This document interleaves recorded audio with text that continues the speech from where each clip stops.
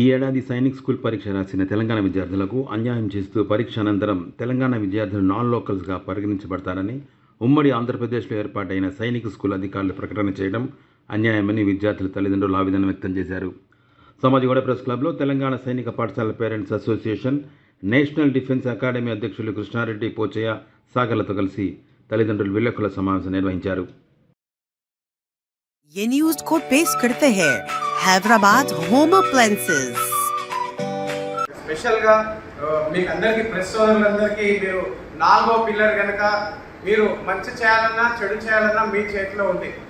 మీరు దీనిపైన కొంచెం సీరియస్గా రాయండి, డిబేట్ పెట్టండి, డిస్కషన్ పెట్టండి, దీన్ని తీసుకువెళ్ళండి.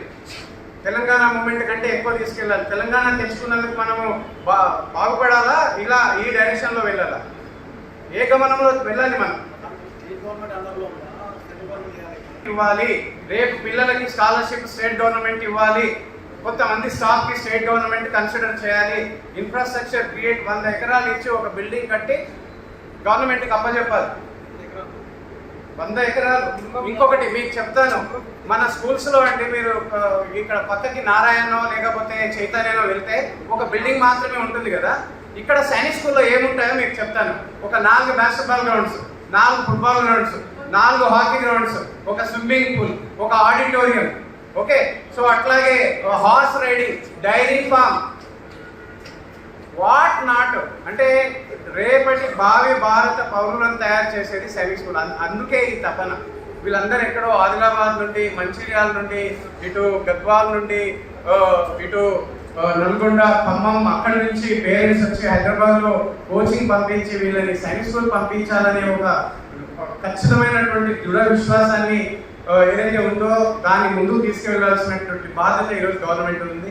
సో దానికి కొంత మీరు ఇగ్నైట్ చేయాల్సినటువంటి అవసరం ఉంది, ప్రొపలెంట్ చేయాల్సినటువంటి అవసరం ఉంది. మిజైల్ వెళ్ళి పడాలి అని అంటే ఆ ప్రొపలెంట్ ఏదైతే ఉందో మీ చేతిలోనే ఉంది అనేది తెలంగాణ గవర్నమెంట్ ఈ రోజు తలుచుకుంటే ఈ ప్రెస్ మీట్ తర్వాత ప్రిన్సిపల్ సెక్రటరీ ఎడ్యుకేషన్, తర్వాత ఇన్ఫ్రాస్ట్రక్చర్ ఎవరైతే R&D బిల్డింగ్ పెడతారో అక్కడ నుంచి చీఫ్ ఇంజనీర్ ఇంకా 3-4 పిలిచి వీళ్ళది ఏంటో చూడండి అని ఒక్కటే మాట. నెక్స్ట్ 1 month లో కావాలి కన్సిడర్ చేస్తారు. కేవలం ఒక ఫోన్ డిఫెన్స్ మినిస్టర్ కి కాల్ చేసి సైనిక్ స్కూల్ సొసైటీకి మాట్లాడితే ఇమ్మీడియట్ గా వీఆర్ కౌన్సిలింగ్ జరగలేదు sir, for your kind information, under counselling జరుగుతుంది.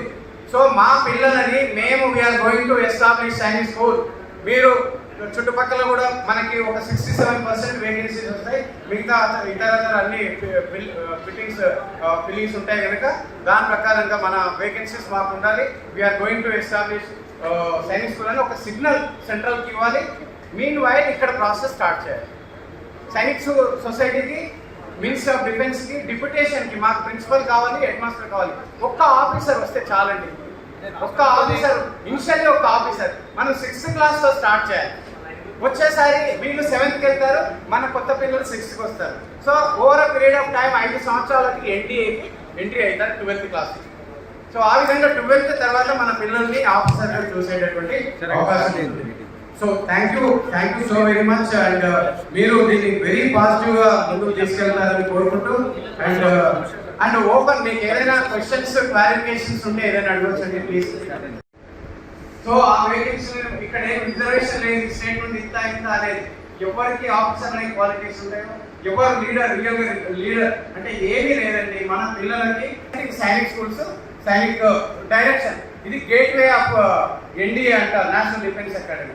ఒక పెట్టుకుంటారు. ఇంకొకటి ఇంటర్మీడియట్ తర్వాత ఈ NCC ఎంట్రీ వెళ్ళవచ్చు. డిఫరెంట్ ఉన్నాయి. ఇప్పుడు నేను కాలేజ్లో మోటివేషన్ తెలియదు ఎవరికి కూడా. ఈవెన్ ఉస్మానియా యూనివర్సిటీలో ఏంటి ఈ డిఫెన్స్లో మీరు ఎంట్రీ కావాలని మోటివేట్ చేస్తూ ఉంటారు. ఏమీ తెలియదు వాళ్ళకి. మా పిల్లోడు ఉన్నాడు సార్, 6th క్లాస్కి సైన్స్ స్కూల్ పంపించాలి. ఆ విధంగా చాలా మందికి గైడ్ కూడా చేయడం జరిగింది. సో ఈ పిల్లలు దీనికి ప్లానింగ్ నేను అడుగుతాను, మీ బాబు ఏజ్ ఏంటంటే 2nd క్లాస్ సార్, 3 సంవత్సరాల తర్వాత నాకు రిమైండ్ చేయండి అని చెప్తాను. అంటే వీళ్ళంతా ఎన్ని సంవత్సరాల నుండి 5వ తరగతికి వచ్చి కోచింగ్ ఇప్పించి వాళ్ళు గవర్నమెంట్ అంటే ఇంత ఈజీగా తీసి నేను చూస్తున్నాను. ఆ ప్రిన్సిపల్ సెక్రటరీ గారు మనకి ఫెసిలిటీ ఇచ్చింది ఇండియన్ గవర్నమెంట్. ఆ 80 మంది వేకెన్సీలను మీరు ఏం చేస్తారు? విచ్చేసినటువంటి మీడియా సోదరులందరికీ కూడా స్వాగతం, సుస్వాగతం. మీరు ఈ ఇంపార్టెంట్ కాజ్కి ఇంత రెస్పాండ్ అయినందుకు సైనిక్ స్కూల్ పేరెంట్స్ తరఫులో అట్లాగే నేషనల్ డిఫెన్స్ అకాడమీ పేరెంట్స్ తరఫులో మీకు అందరికీ హృదయపూర్వక ఇమీడియట్ కాల్ ఫర్ యాక్షన్ ఏంటి అని అంటే ఈరోజు 33 స్కూల్స్ అక్రాస్ ద కంట్రీలో ఉంటే తెలంగాణలో ఈ ఇయర్కి ఒక సైనిక్ స్కూల్ ఏర్పడి ఉండాల్సింది. 10 సంవత్సరాల అగ్రిమెంట్లో మన పిల్లలందరూ కూడా సైనిక్ స్కూల్ కోరుకుండా సైనిక్ స్కూల్ కలికిరి ఆంధ్రప్రదేశ్లో వెళ్ళి చదువుకోవటం జరిగింది. దురదృష్టవశాత్తు ఈసారి మన దగ్గర స్టార్ట్ అవ్వాల్సినటువంటి సైనిక్ స్కూల్ ఏదైతే ఉందో స్టార్ట్ కాలేదు. మన సీఎం గారు ఫస్ట్ విజిట్ ఢిల్లీకి వెళ్ళినప్పుడే సైనిక్ స్కూల్ని తీసుకొని వచ్చారు. అది ఇప్పటివరకు స్టార్ట్ అవుతుందని అనుకున్నాం. కొన్ని కారణాల వల్ల అది ముందుకు వెళ్ళలేదు కనుక ఈరోజు మన పిల్లలు సఫర్ అయ్యేటటువంటి అవకాశం ఉంది. సో ఈరోజు ఈ అసోసియేషన్ తరఫున ఈ ప్రెస్ మీట్లో గవర్నమెంట్కి విన్నపించేది ఏంటి అని అంటే మీరు 6th క్లాస్ నుండి 12th క్లాస్ వరకు ఇన్ఫ్రాస్ట్రక్చర్ క్రియేట్ చేయవలసిన అవసరం లేదు.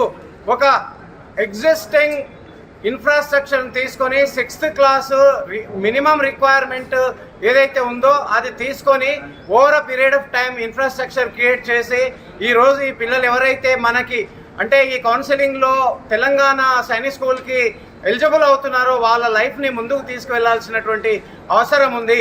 అందుకని మా అందరి తరఫులో అసోసియేషన్ తరఫులో నేను డాక్టర్ కృష్ణారెడ్డి ఆర్మీ వెటరన్ అట్లాగే ఎన్డీఏ పేరెంట్స్ యొక్క ప్రెసిడెంట్ నేను విన్నపించేది ఏంటి అని అంటే సీఎం సార్ మా పాత అంటే వికారాబాద్ జిల్లా చెందినటువంటి వాడు అండ్ ఇప్పుడు కొత్త ప్రభుత్వంలో అంటే తెలంగాణ ఏర్పడిన తర్వాత మేము మహబూబ్ నగర్ జిల్లాకి అంటే 2 జిల్లాలు తనవే గనక మేము ఇప్పటివరకు సార్ని కలవటం జరిగింది.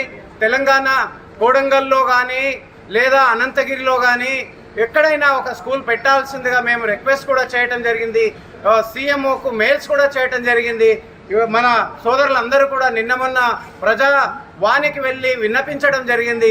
కనుక దీన్ని చాలా సీరియస్గా దీన్ని తీసుకొని ముందుకు వార్ జరిగినప్పుడు జెండాలు పట్టుకొని ఏదైతే మనం రోడ్లో తిప్పుతున్నామో అదే స్పిరిట్లో ఈరోజు సైనిక్ స్కూల్ని స్టార్ట్ చేయాల్సిందిగా గవర్నమెంట్ని మా అందరి తరఫులో సవినయంగా విన్నపిస్తున్నాము.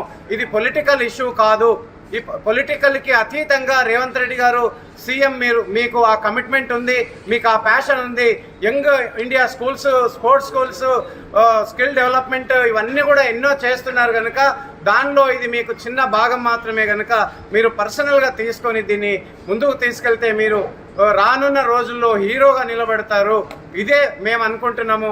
మిమ్మల్ని హీరోగా చూడాలని అనుకుంటున్నాము కనుక డెఫినెట్గా ఈ స్కూల్ని ఇమ్మీడియట్గా ఎస్టాబ్లిష్ చేసి ఈ యొక్క 100 మంది స్టూడెంట్స్ యొక్క లైఫ్ని మీరు కాపాడతారని సవినయంగా విన్నపిస్తున్నాను.